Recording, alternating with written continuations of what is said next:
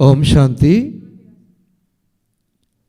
आज के 30 डिसेम्बर 2025 আমরা শুনছি বাবার অমূল্য বাণী, আজকের মহাবাক্য।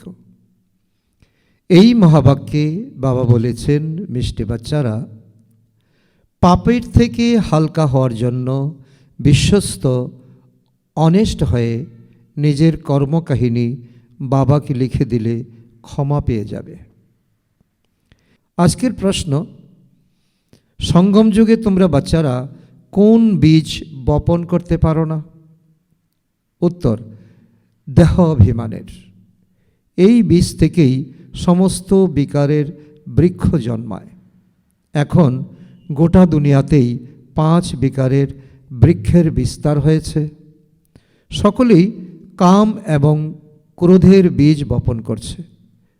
তোমাদের প্রতি বাবার ডাইরেকশন হলো, বাচ্চারা, তোমরা যোগবলের দ্বারা পবিত্র হও এবং এই বীজ বপন বন্ধ করো। ধারণার জন্য মুখ্য সার 1 নম্বর, সর্বদা যেন স্মৃতিতে থাকে যে আমরা হলাম ব্রাহ্মণ, তাই বিকারের থেকে অনেক অনেক দূরে থাকতে হবে। কখনই যেন কোনো ক্রিমিনাল অ্যাসল্ট না হয়। বাবার কাছে খুব অনেস্ট এবং বিশ্বাসী হয়ে থাকতে হবে। নাম্বার 2, মুকুটধারী দেবতা হওয়ার জন্য খুব মিষ্টি স্বভাবের হতে হবে। বুদ্ধির লাইন যেন ক্লিয়ার থাকে। রাজযোগের তপস্যা করতে হবে।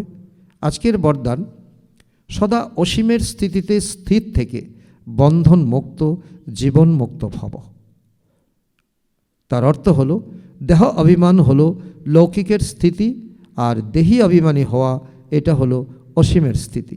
দেহতে আসার কারণে অনেক কর্মের বন্ধনে লৌকিকতায় আসতে হয়, কিন্তু যখন দেহি হয়ে যাও তখন এইসব বন্ধন সমাপ্ত হয়ে যায়। তো যেরকম বলা হয়, যে বন্ধন মুক্তই হলো জীবন মুক্ত। তো এইরকম যে অসীমের স্থিতিতে স্থির থাকে, সে দুনিয়ার বায়ুমণ্ডল, ভাইব্রেশন, তমগুণী বৃত্তি, মায়ার আক্রমণ, তো এই সবগুলো থেকে মুক্ত হয়ে যায়। একই বলা হয় জীবন মুক্ত স্থিতি। তো এই স্থিতির অনুভব সঙ্গম যুগেই করতে হয়। স্লোগান, নিশ্চয় বুদ্ধির লক্ষণ হলো নিশ্চিত বিজয়ী আর নিশ্চিন্ত। তার কাছে ব্যর্থ আসতে পারবে না।